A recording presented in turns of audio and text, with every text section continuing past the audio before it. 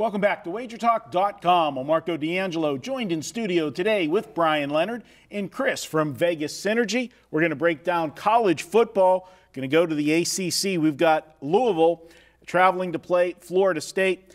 Guys, we should call this the What the Hell Happened Bowl because nobody in their right mind would have thought when these two would meet this week that they would both have 3 losses. And you got to look at it, guys. You know, this is going to be Chris's best bet, so I'll go to you first, Bryan. When you have a game like this, and we always talk about the dream crusher and everything else, obviously the dreams have been crushed a long time ago for these two teams. They're playing for pride, still jockeying for position in the ACC. How do you look at this one coming in? Actually, I have tickets for this game. I can get them to you at a discount. Poor old StubHub's going to be giving those tickets away for this one. Yeah, I've got actually 2 units on the field I want to play against. I want to play against the Florida State offense. They haven't scored more than 26 points in any game this season, but they've also played the strongest strength of schedule in the country. But you got a Louisville team who's permitted 28 points or more against every team not named Kent State.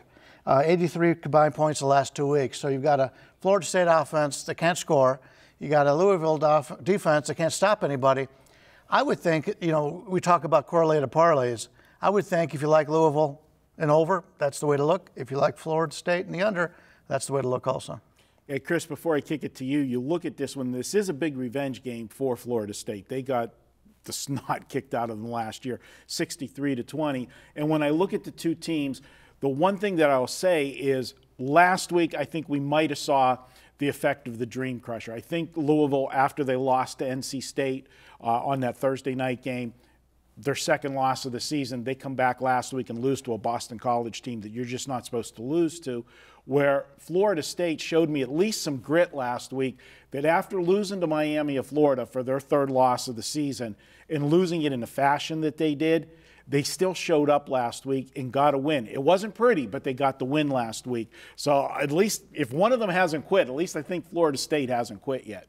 Well, it's interesting to point out that between these two teams, there's only one against the spread cover for the entire season.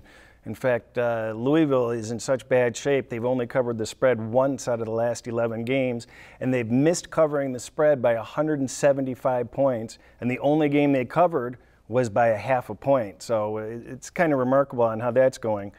Obviously, Petrino can't coach defense, and they're giving up points in bushels. I think Boston College scored more than 30 on them, if I'm not mistaken.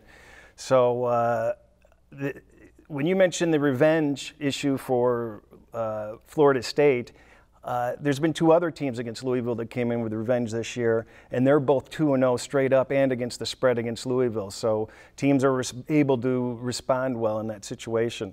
As Bryan mentioned, Florida State's strength of schedule is by far the #1 in the country, and Louisville's is very, very low. I'm shocked to see a matchup where the strength of schedule difference is so massive. So if you're looking at how these guys run on the ground, Louisville's giving up 4 yards per carry against very mediocre competition, whereas Florida State is getting 4 yards per carry against the very best competition. I look for Florida State to be able to handle this team. I'm going with Florida State.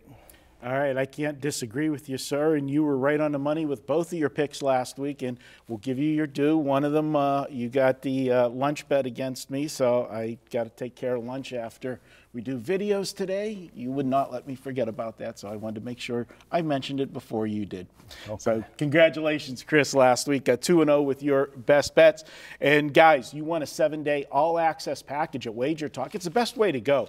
Now you've got all the sports going. You got the NBA going. You got college football, NFL. You've got hockey. We've still got baseball playoff action.